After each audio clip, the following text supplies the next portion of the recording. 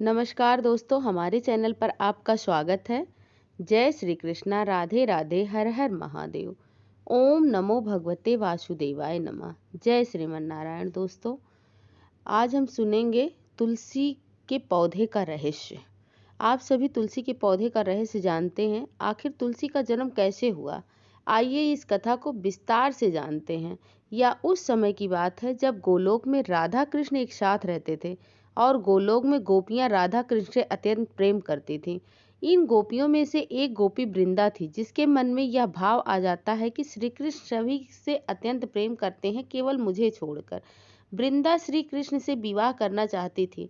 वृंदा यह चाहती थी कि श्री कृष्ण सदैव मेरे साथ रहें, जैसे वे राधा के साथ रहते हैं। वृंदा श्री कृष्ण से यह बात कहती हैं, तब श्री कृष्ण उन्हें वचन देते हैं कि वे वृंदा से विवाह करेंगे। तब वही वृंदा द्वापर युग में तुलसी के रूप में जन्म लेती हैं और पहली बार जब श्री दमा के श्राप के कारण राधा कृष्ण को अलग होना पड़ा था और राधा पृथ्वी लोक में सब कुछ भूलकर 100 वर्षों के श्राप पूर्ण करने के लिए पृथ्वी लोक में जन्म लेती हैं और गोलोक में श्री दमा को राधा कृष्ण के प्रेम के बारे में पता चलता है। तब वह ग्लानि से भर जाता है, उससे बहुत बड़ी भूल हो गई है।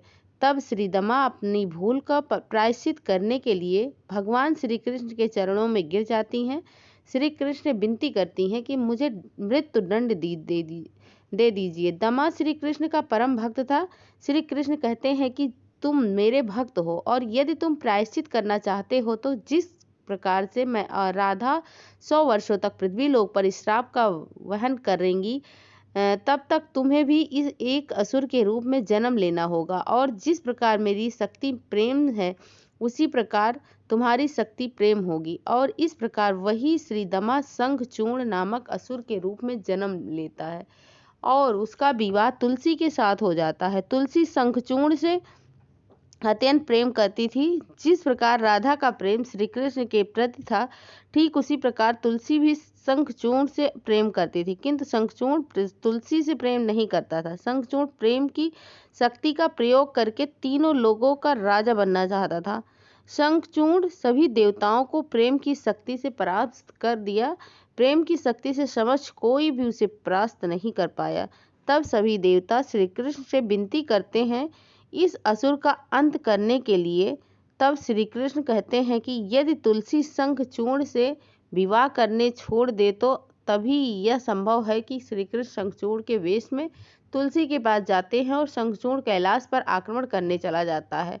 श्री कृष्ण शंखचूर्ण के वेश में तुलसी के पास यह आभास दिलाने के लिए प्रयास करते हैं कि शंखचूर्ण प्रेम की शक्ति का दुरुपयोग कर रहा है और ये इस दृष्टि से विनाश करना चाहता है। तुलसी श्री कृष्ण को शंख चूर्ण समझकर उनसे प्रेम करने लगती हैं। तुलसी का शंख चूर्ण में इस प्रकार का परिवर्तन देखकर उन्हें दोबारा विवाह करना चाहती हैं और वह कैलाश पर शंखचूर्ण की शक्ति समाप्त हो जाती है और महादेव उसका अंत कर देते हैं। जब यह बात तुलसी को पता चलती है तो श्री कृष्ण भी शंखचूर्ण के वेश में शंखचूर्ण का अंत हो गया है। तब तुलसी अत्यंत क्रोधित हो जाती हैं और उन्हें लगता है कि उनके साथ छल हुआ है और तुलसी श्री कृष्ण को श्राप दे देती हैं, वह सदैव के लिए पत्थर बन जाए। राधा तुलसी से विनती करती हैं कि मुझे कृष्ण का विरह सहन नहीं होगा, किंतु फिर भी तुलसी उन्हें श्राप दे देती हैं।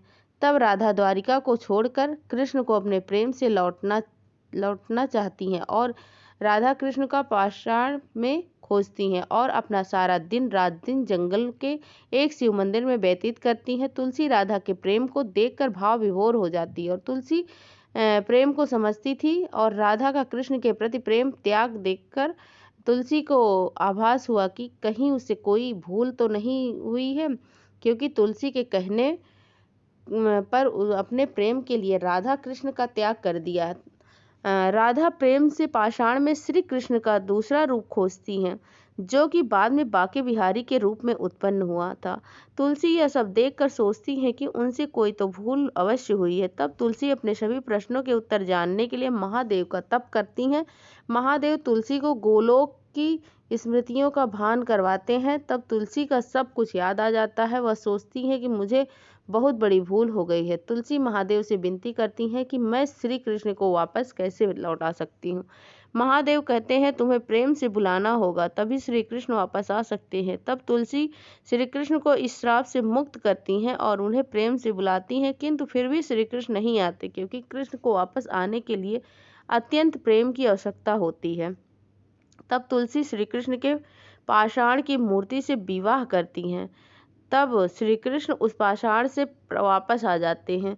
तब श्री कृष्ण गोलोक में दिए वचन को साकार करते हुए वृंदा, जो कि देवी तुलसी के रूप में है, श्री कृष्ण देवी तुलसी से करते हैं कि मेरे साथ सदैव रहने के लिए तुम्हें एक पौधे के रूप में इस संसार में रहना होगा। श्री कृष्ण कहते हैं कि जिस घर में तुम रहोगी उससे घर में सदैव प्रेम बना रहेगा, और इस प्रकार देवी तुलसी एक पौधे के रूप में परिवर्तित हो जाती हैं और श्री कृष्ण तुलसी के पौधे की एक पत्ती मुख में लेकर देवी तुलसी को स्वीकार कर लेते हैं, और यही पौधा तुलसी के पौधे के रूप में विख्यात है, जो कि प्रेम का प्रतीक है। तुलसी का पौधा पूजनीय है और इसी प्रकार इस पौधे का जन्म हुआ। इस तरह तुलसी के पौधे का जन्म हुआ। तुलसी पूजनीय है।